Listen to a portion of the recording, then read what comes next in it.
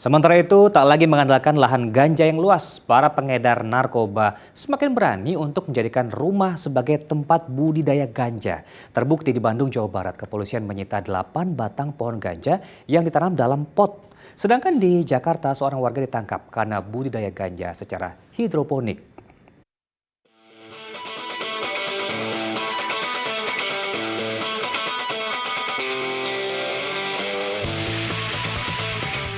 Lagi dan lagi, kediaman warga yang diduga dijadikan tempat penanaman ganja digerebek aparat kepolisian.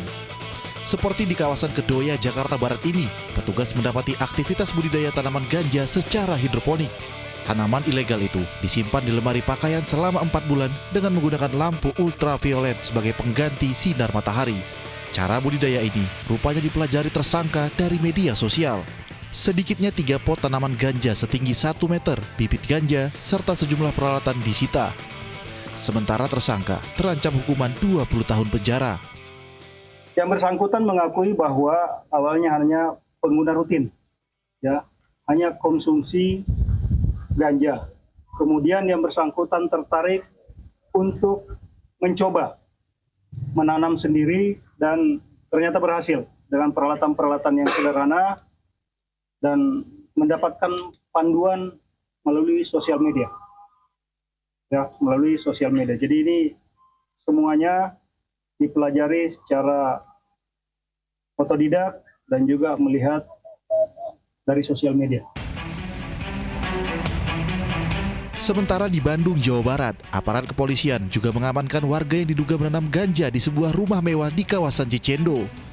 Saat digeledah, petugas mendapati 8 pohon ganja yang ditanam di dalam pot. Tumbuhan ilegal itu disimpan di lantai 2 rumah. Turut diamankan pula 56 paket sabu-sabu serta 23 paket tembakau yang ditaksir mencapai 100 juta rupiah. Tersangka mendekam di balik jeruji dan terancam hukuman 20 tahun penjara.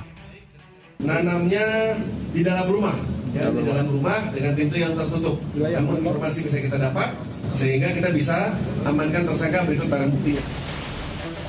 Kasus budidaya ganja di rumah bak puncak gunung es yang terlihat kecil namun besar di permukaan. Menurut kriminolog, dipilihnya bangunan rumah menjadi lokasi budidaya ganja karena relatif aman dari pantauan masyarakat hingga aparat. Mereka cenderung tertutup dan menghindari interaksi dengan tetangga. Di luar sana masih banyak sekali yang belum diketahui. Mereka masih bergerak dalam distribusi produksi tanaman ganja. Dari pembenihan, perawatan tanaman, panen, lalu memproduksi, lalu diedarkan. Makanya kenapa baru ketahuan ya karena tadi sifatnya tertutup. Ruangannya tidak butuh luas, tidak diawasi oleh tetangga gitu ya, tidak bisa diperhatikan oleh orang luar. Sifat sangat tertutup sekali, maka tidak menduga bahwa di dalam rumah atau dalam ruko terjadi proses pembenihan atau pengembangan dari tanaman ganja. Mereka yang nekat biasanya sudah memiliki jaringan distribusi, namun tak sedikit diantaranya mengedarkan secara individu. Lebih aman yang memiliki jaringan, karena ketika dia memilih secara perseorangan atau individual itu lebih repot. Lebih banyak tahapan dilewati, menanam ganja, mendistribusikan, mencari pelanggan itu menjadi satu isu yang beresiko kalau dilakukan secara perorangan atau per individual. Jadi lebih cenderung biasanya kalau ada pengedarnya, maka dilihat siapa yang mendistribusikan, siapa petani ganjanya. Selain menjadi tanggung jawab aparat, peran kontrol masyarakat dibutuhkan dalam memerangi narkotika. Mendata ulang warga maupun pendatang bisa menjadi alternatif mencegah peredarannya. Tim Liputan melaporkan.